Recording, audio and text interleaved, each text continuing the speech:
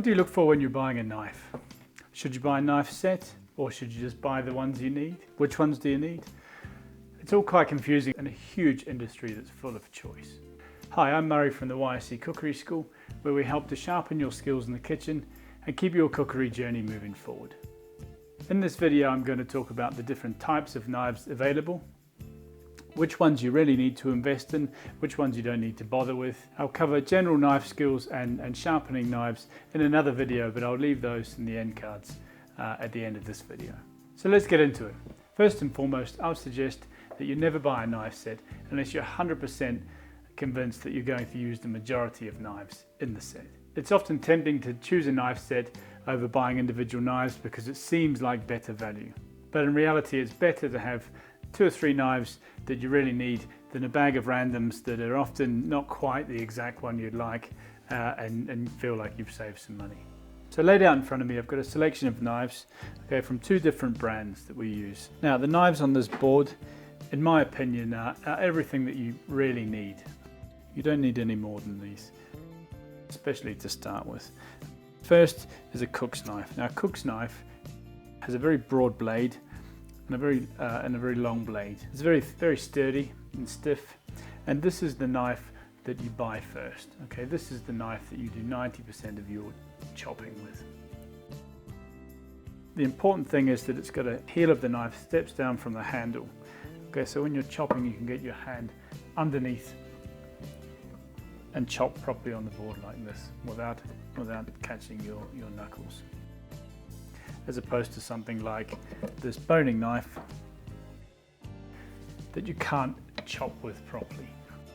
You can't use this as a general knife in a kitchen. And that will become more obvious when you learn how to use a knife properly. Have a look at one of our clips on knife skills, and it'll be really obvious that that this is the knife that you need. Now, it needs to be 8 or 10 inches. An 8 to 10 inch cook's knife is what you're looking for. Now, this is a 6-inch cook's knife. Now, often people purchase one of these thinking that this knife is a little bit daunting and a bit big and they want something a little bit smaller, but I'd really urge you to avoid this temptation. Once you've got this knife out of the packet and then learned to use it, you'll realize that it's too small and it's not going to do the job. So resist the urge and get 8 to 10 inch cook's knife. This next knife is called a pastry knife. It's similar to a cook's knife in the way that the blade steps down from the handle, so you can still get your knuckles underneath and use it like a chopping knife, but it's serrated.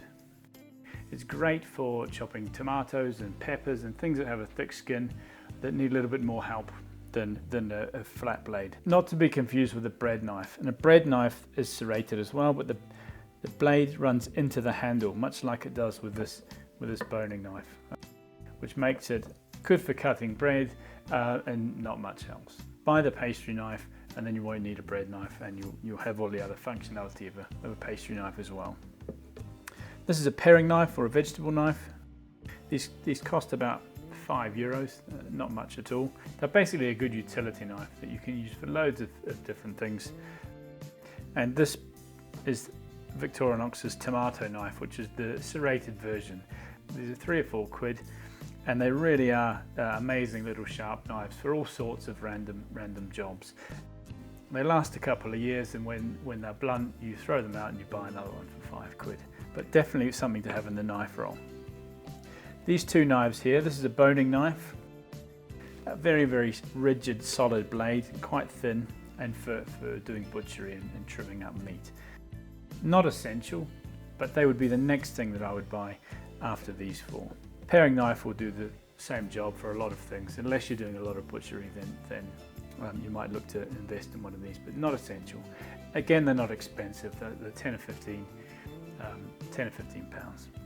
The filleting knife is similar, except the blade is very flexible. It's good for filleting fish, getting in nice and close to the bone. That's the idea. That's why these 2 knives have very thin blades to get in and around bones of fish and meat. Something that I find incredibly useful is called a mandolin. Now these have a blade in them like this. They're very sharp, or they should be, and you can adjust the thickness of the cut, and they're great for getting consistent finely sliced pieces of ginger and carrots for julienne and things like that. They're sold as Japanese mandolin or a bamboo mandolin. They're about 30 to 35 pounds online, but it's worth paying for. Don't be tempted to buy a cheap one.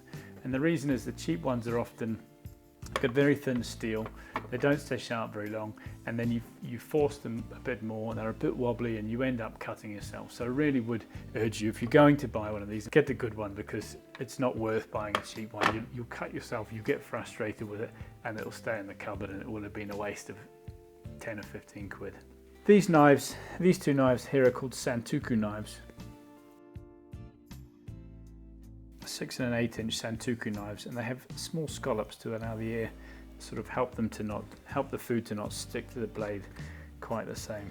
We work with two brands of knives. For my 25-year cooking career, I've always had Victorinox knives. I find that they're incredibly good value for money, and they last for ages. In fact, I've had a few of these cook's knives in my career, and they tend to get stolen or lost before they actually wear out. So they're great value. The edge stays on for quite a while. So from value point of view, if you're looking for something that's not too expensive, then Victorinox knives definitely are the way to go. A few years ago, I came across Flint and Flame knives, which are an English company. They're German knives, and the steel is incredibly good quality.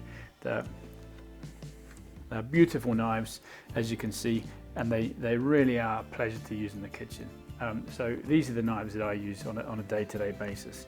They are a lot more expensive than the Victorinox knives, but in comparison to some of the more expensive German brands like Wüsthof and Trident knives, they're actually incredibly good value for money. They give us a great price. So if you're interested in having a look at their full range, the link's below. Go and have a look at their website, but make sure you check out our recommended gear page first, because for our subscribers, our customers, they give us 40% off the website price. So definitely worth checking out. If you're after something a little bit special, then I'd really recommend looking at these Flint and Flame knives. So it really is as simple as that. Don't be drawn in by all the jargon, because the knife industry is huge. Ultimately, it really comes down to personal preference. Try a few knives and get a feel for it.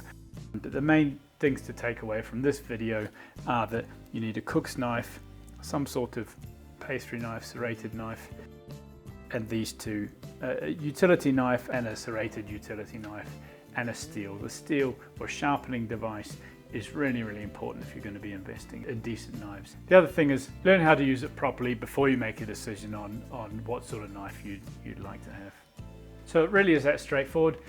If you'd like more information on any specific knives that we recommend, then follow the link to our recommended equipment page, which is in the description below. And if you've got any questions about anything you've seen in this clip or anything on our channel, then please feel free to leave them below. And remember to hit the subscribe button for our weekly clips on how to help you transform your cooking.